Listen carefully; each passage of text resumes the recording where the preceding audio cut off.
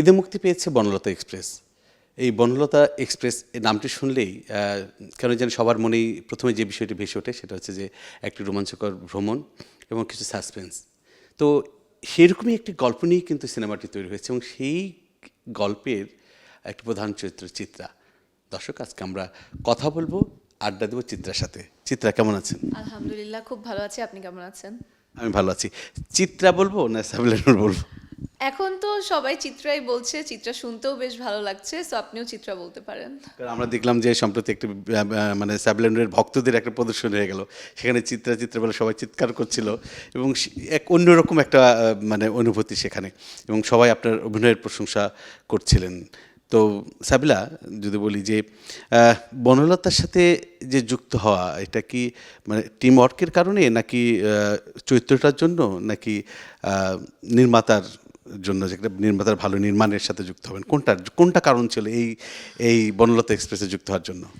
আসলে বনলতা এক্সপ্রেস এমন একটা সিনেমা যে এখানে প্রত্যেকটা কারণই আমি বলতে পারি যে আমার যুক্ত হওয়ার জন্য এখানে প্রযোজ্য। যেমন আমি যদি শুরুতে বলি তানিম ভাইয়ের কথা, তানিম ভাইয়ের এর আগে উৎসব সিনেমাটা আমরা দেখেছি, দর্শক ভীষণ পছন্দ করেছে, এবং এর আগে ওনার যে কাইজার ওটিটি সিরিজটা ছিল সেটাও আসলে ভীষণ দর্শকপ্রিয়তা পেয়েছে। এরপরে আমরা জানি যে বনলতা এক্সপ্রেস হুমায়ুন আহমেদ স্যারের কিছুক্ষণ উপন্যাস অবলম্বনে, সো সেটাও একটা কারণ ছিল।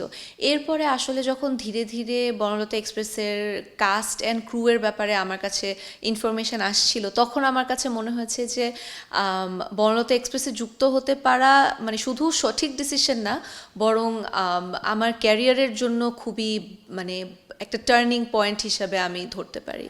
টার্নিং পয়েন্ট এটা সবাই বলছে যে, কারণ আমরা হচ্ছে স্যাবলানুরকে মডেলিং হিসেবে দিয়ে পেয়েছি, মানে ছোট পর্দার অভিনেত্রী হিসেবে সেখানে অনেকগুলো চরিত্র তাকে পেয়েছি, কিন্তু যখন আমরা তাকে প্রথম যদি বলি সেলুলয়েডে আমরা দেখলাম, তখন কিন্তু স্যাবলার ভক্তদের একটা ছিল যে স্যাবলাকে আরও কিছু চায় তার কাছ থেকে। এই যে ভক্তদের একটা একটা চাপা কষ্ট ছিল স্যাবলাকে যদি পেয়ে মানে অন্য কিছুভাবে একটু দেখা যেত। তো আপনি কি মনে করেন ভক্তদের যে এই চাহিদা ছিল বা চাওয়া ছিল সেটা কি পূর্ণ করতে পেরেছেন?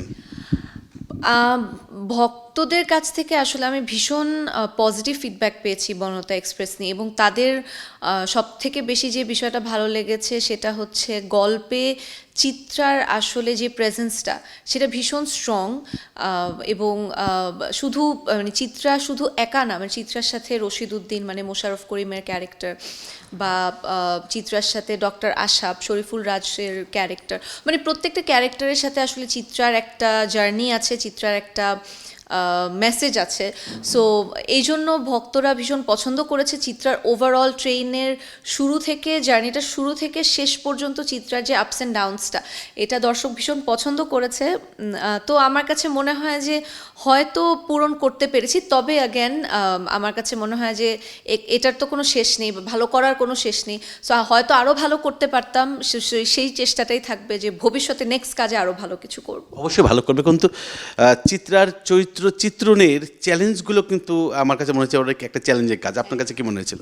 একদম একদম, কারণ হুমায়ুন আহমেদ স্যারের তো বিশাল বড় একটা ফ্যান বেজ আছে, এবং যারা আসলে কিছুক্ষণ উপন্যাসটা পড়েছে তারা চিত্রা ক্যারেক্টারটাকে একভাবে ইম্যাজিন করেছে, একভাবে চিন্তা করেছে যে এভাবে হবে, এবং আপনি যেভাবে চিন্তা করবেন আমি সেভাবে চিন্তা করব না। সো প্রত্যেকটা মানুষের কিন্তু একটা ডিফারেন্ট ডিফারেন্ট ইম্যাজিনেশন থাকবে। সো সেই এত এত মানুষের ইম্যাজিনেশনটার একটা মিডল গ্রাউন্ডে এসে সেইটাকে পোর্ট্রে করার ব্যাপারটার মধ্যে ডেফিনেটলি একটা চ্যালেঞ্জ ছিল, অনেক বড় চ্যালেঞ্জ ছিল, এবং আমার সাইড থেকে আসলে আমি আমার শতভাগ চেষ্টা করেছি।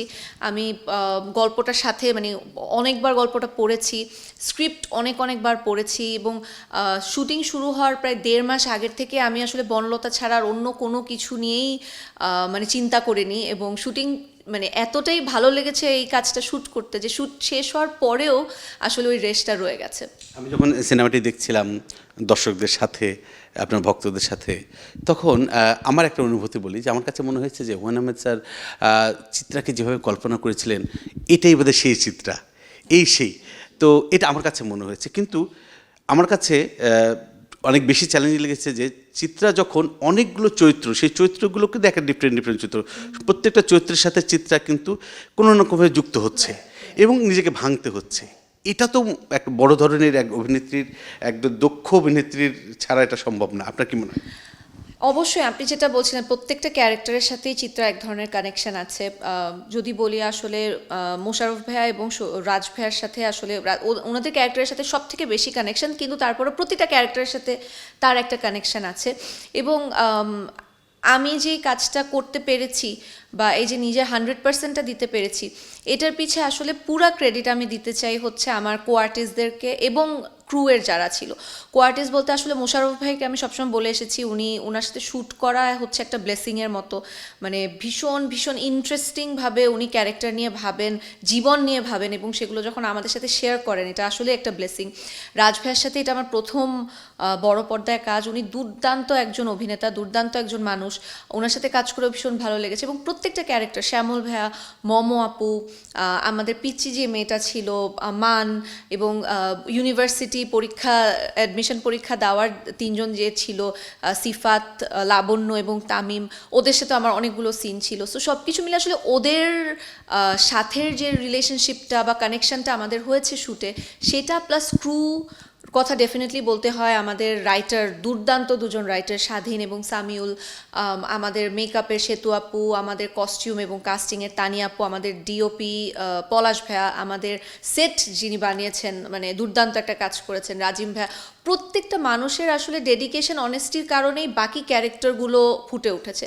সো আমি আসলে চিত্রা ক্যারেক্টারের জন্য যে ভালোবাসাটা পাচ্ছি, এটার পুরা ক্রেডিট আমি আমার কাস্ট এবং ক্রুকে দিতে চাই, এবং অবশ্যই তানিম ভাইয়া তো এখানে সব থেকে বড়। বড়ই